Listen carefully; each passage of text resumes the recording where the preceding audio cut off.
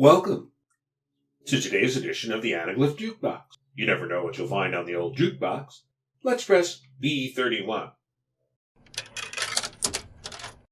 Okay, we've got Prince Valiant in the Days of King Arthur in 3D. Normally, the jukebox would refrain from quoting the inbred members of British royalty, but occasionally they do get it right. The Duke of Windsor, Edward VIII, called Prince Valiant the, quote, greatest contribution to English literature in the past 100 years. The Duke and the jukebox concur. This full-page, tabloid-sized Sunday newspaper comic strip is art, literature, and great fun too. Maybe the Brits feel an especial fondness for Hal Foster. His adaptation of Edgar Rice Burroughs' Tarzan first ran in the British weekly magazine Titbits in 1928, before appearing in America the following year. Foster offered dazzling pages each Sunday in his Tarzan strip from 1931 to 1937, pages filled with lush jungles, precise athletic figures, male, female, and animal, and expressive line work that helped define the classic comic adventure strip of its day. Foster was at the top of his profession, but he wanted to stretch himself artistically and financially. Tarzan was work for hire. He had no ownership stake in that material.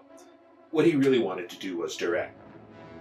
Charles Foster Kane, played memorably in the movie version by William Randolph Hearst, was so eager to employ Foster that he offered him an unheard of 50-50 split of the gross for his new adventure strip, set in the days of King Arthur and called Derek, son of Thane. At least that was the original title. Foster changed it first to Prince Arn. Then a manager at King Features, Joseph Connelly, renamed it Prince Valiant. And that's the name it's carried for over 4,000 Sunday strips. In full-page format from 1937 to 1971, half-page format since then.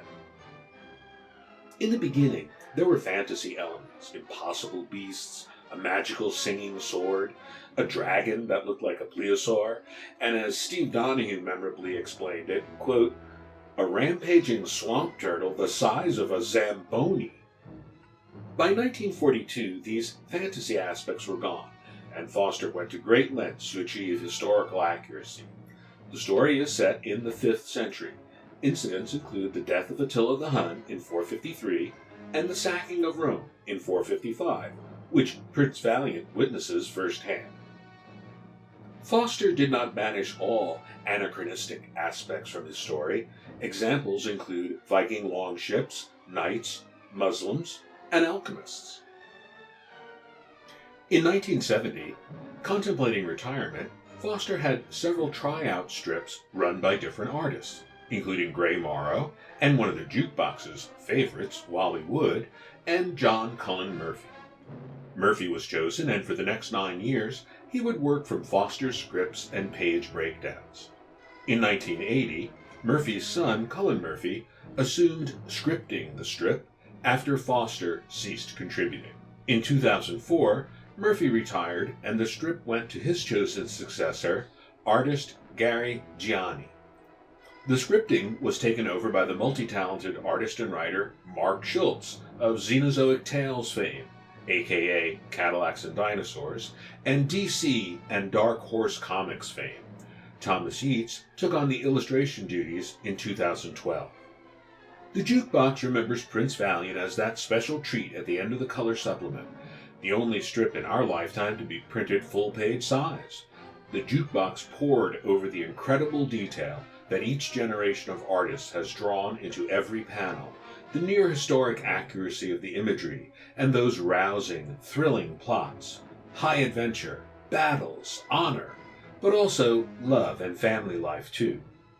The good news is that if this taste of Valiant leaves you wanting more, there are quality reprints available. Back in the 1950s, Hastings House did 7 hardcover volumes.